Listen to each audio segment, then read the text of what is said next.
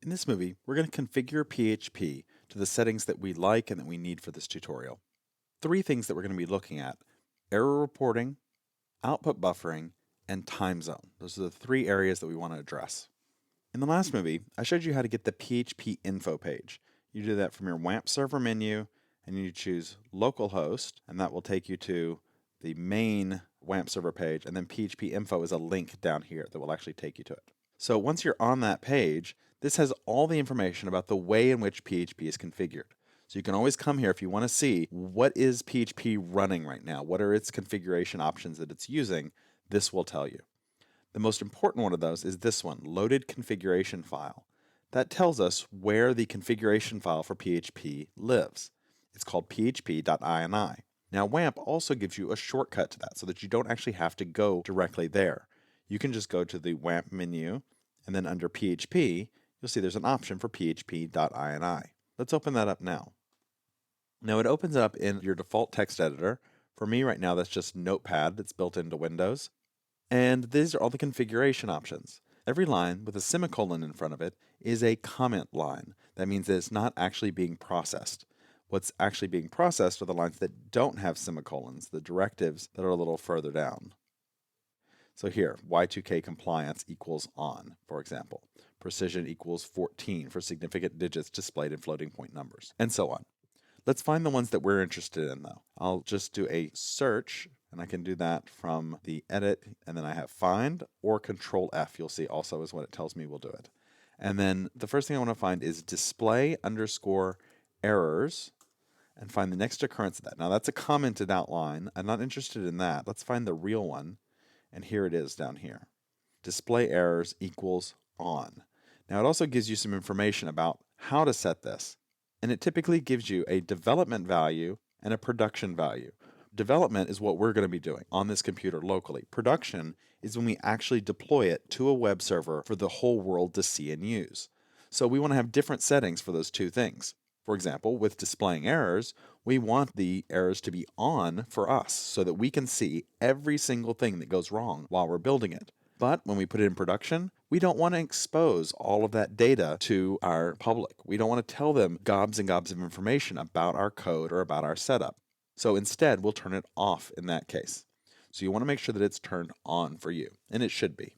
Now that's not the only setting related to errors. There are a couple more. The next one is error reporting. You can either search for it if you can't find it. For me, it's right above it here. And let's just scroll up a little bit and find out some of the information about that. Now it tells you what all these different things are and why you would use them, and gives you some common combinations that you might use.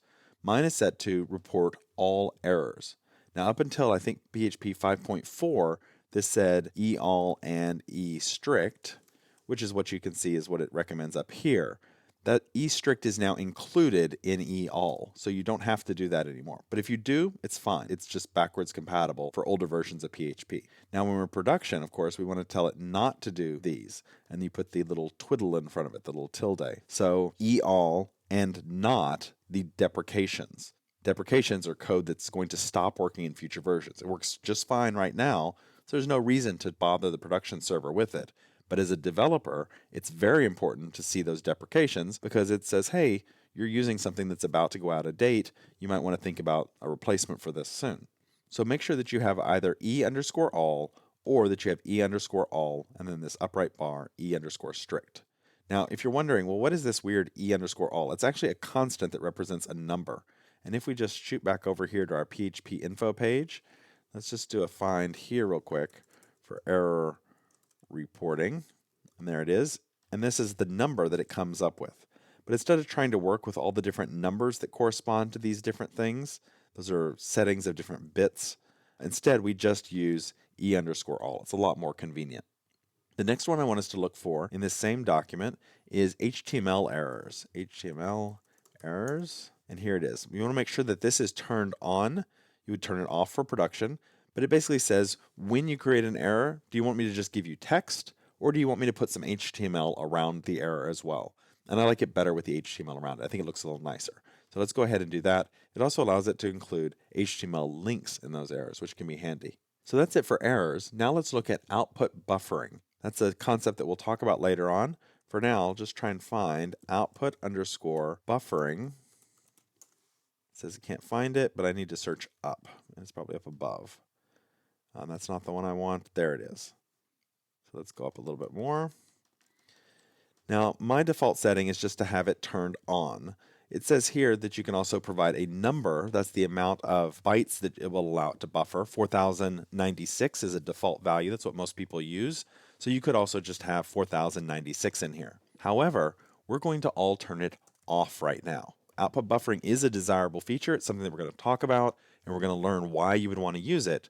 But until you know about it, I want us to have it off. And then you'll appreciate it, and you'll understand, oh, that's what it does, and that's why I need to use it.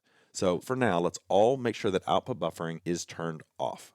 And then the next thing that we want to look at is the time zone. So again, let's do a search. We'll do search for time zone. There it is, right there.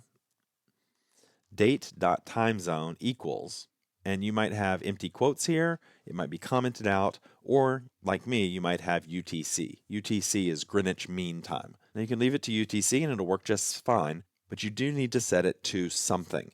And that's because if you don't set it, then PHP is going to start giving you some errors from time to time saying, hey, you're doing something that's related to date and time, but you don't have a default time zone set. That's not a good idea. So let's avoid those warnings by having some time zone set. Now, I'm not in UTC, so I'm going to go ahead and actually give it my time zone. On the php.net website, you can find a list of those. php.net manual/en/timezones.php. And then I'm in America, so I'll click on America. You can scan down. You can find cities that are close to you. So maybe you're somewhere close to Denver or you're close to Louisville. I'm actually going to be close to New York. So here it is for me, America, new_York. So that's what I need to put in as my value. It has to be exactly like that. I'm going to put it in quotes. It's going to be America/new_York.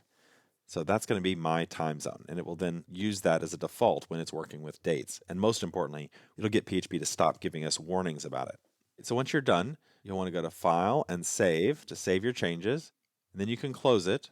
And then let's go back to WAMP and let's restart all services. So that'll get all of those changes take effect. It'll turn yellow briefly, red, yellow, and then back to green. Now it's back online. Now if we go back here to our PHP info page, scroll up to the top, you can reload the page, and then we can look for some of those changes to see if they took effect.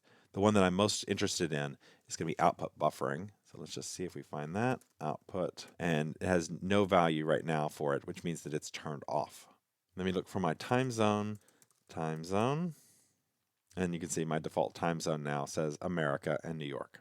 So those are the three key configurations that you want to make sure that you set up before you start using PHP. There are plenty of other ones in there that you can set for yourself, but those are the ones that we really need to have before we move forward.